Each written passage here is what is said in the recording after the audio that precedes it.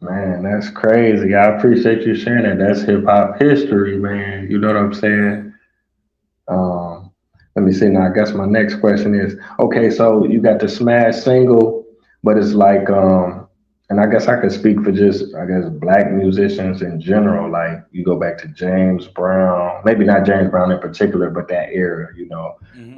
Billie Holiday, The Temptations, Marvin Gaye, even present, like NWA, Dr. Dre, even recently, like Meek Mills. What Hmm. is it like with black artists when they sign to a label or they do business with a label where it's like, okay, I sold all these records or I'm doing good, but at the end of the day, you saying that not only, it's like sharecropping almost, like I don't work this Yeah. whole year. Not only are you not going to pay me, but now you're saying I owe you money, I'm in debt. So it just from your Right. experience, what is the block that keeps us, kind of going through this same cycle. Yeah, I think that there's a few things to touch on when it comes to this, right? So first thing is, um, a lot of it is predatory, right? So if you think about it, and I use that word, and it it's justified. Um, we come from a lineage of people who in this country, especially as it relates to American music, black music in America, a lot of us don't come with a gold spoon in our mouth or a silver spoon, as they say. So, you know, when you come up with something, and I would like to say that the dope thing about being a creator or a creative person is that you're literally using your mind to create something that doesn't exist, and then you're actually using it to go out and sell and create and generate revenue from it. And there's something to be said about anyone who's an artist that can do that, whether it be painter, artist, rapper, hip hop. It doesn't matter the genre either. You're actually creating something that had no value previous to you being creative, going in and creating value for it. Um, and I think what happens is if you look at like the economic background of a lot of artists, especially Black American artists, we don't come from rich backgrounds. So so simple. The first part of this is really simple. If if I'm a young black man coming out of an area where I've never had as much as 10 grand in my bank account, and someone says, "Yo, here I can give you $250,000 or even $1 million for some people like myself." That's money you've never even heard of in your life, and you're like, "This is life changing money." Um, but then there's the fine print. Like it's like the cell phone company, like or the car dealerships. You see the price, but then there's like all these little fine prints that you don't realize that this is the way the business operates, and it's predatory. So I think what happens is um, a lot of it is life changing money up front. We're gonna give this to you, but all of this comes with a price, and I would like to say that I tried my hardest to avoid that scenario. And what a lot of people don't realize is that's why I even like I've been vocal about it in interviews. When I first signed my deal, it wasn't I needed the money right away type of scenario. Like I was independent prior to signing, upstreaming to a major label. That record was put out independently. We spent independent dollars to market it.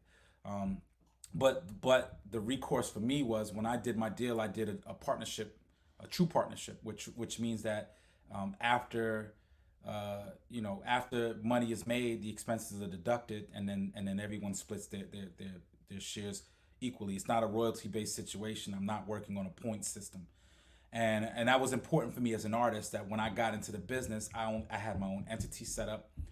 I was the executive producer of my project.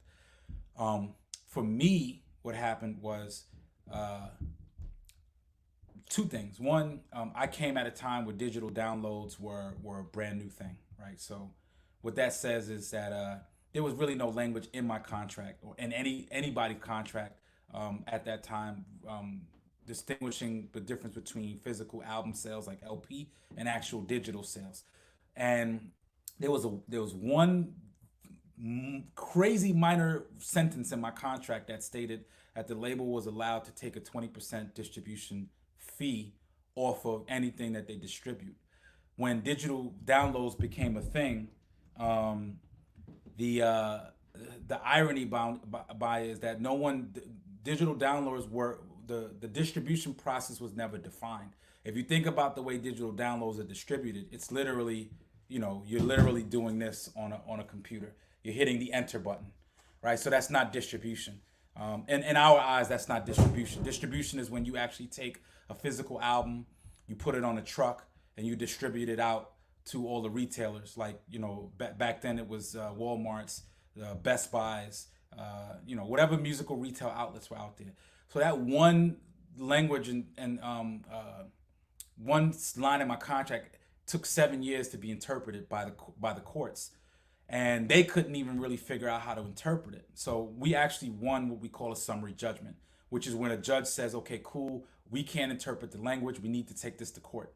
Um, and this is where it gets interesting. So for a lot of people that don't know, what then happens is you have the power to appeal a decision that a judge makes.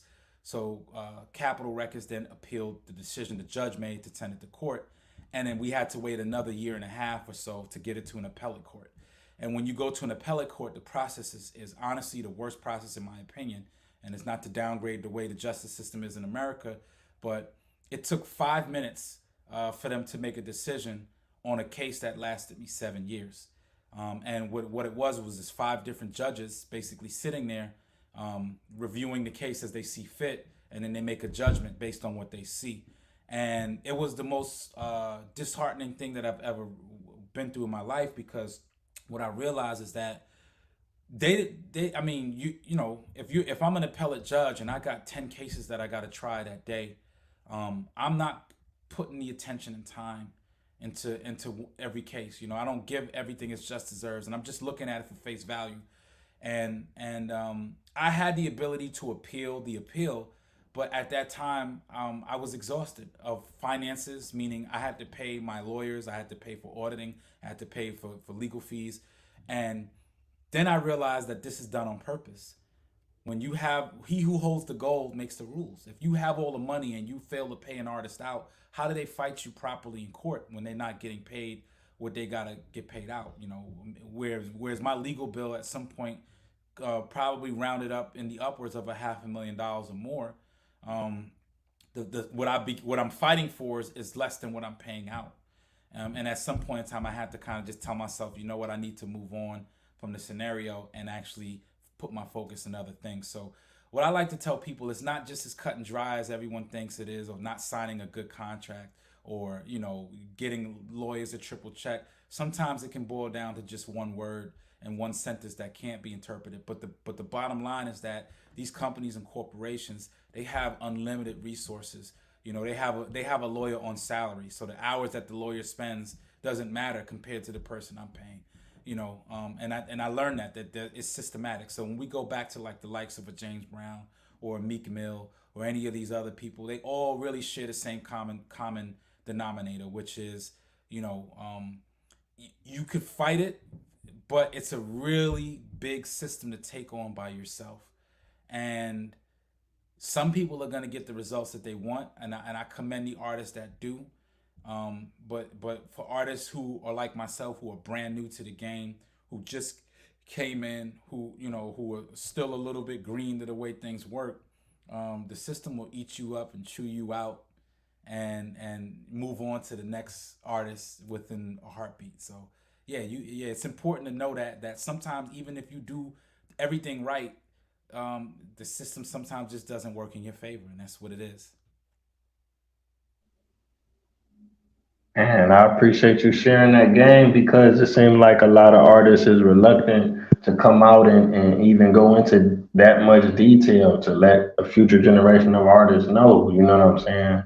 Yeah, It's crazy. Like you say, them contracts, or I mean, it don't even have to be just with music. It could be with anything. The fine print. It could be with medicine. You know what I'm saying? You taking something from your heart, and they tell you it might mess up something else on your body, and you didn't read it, or you might have read it, and like you say, it's left up into interpretation of somebody else who they just trying to get their bill, get their job done and move on to the next person, but it's affecting your life, long term.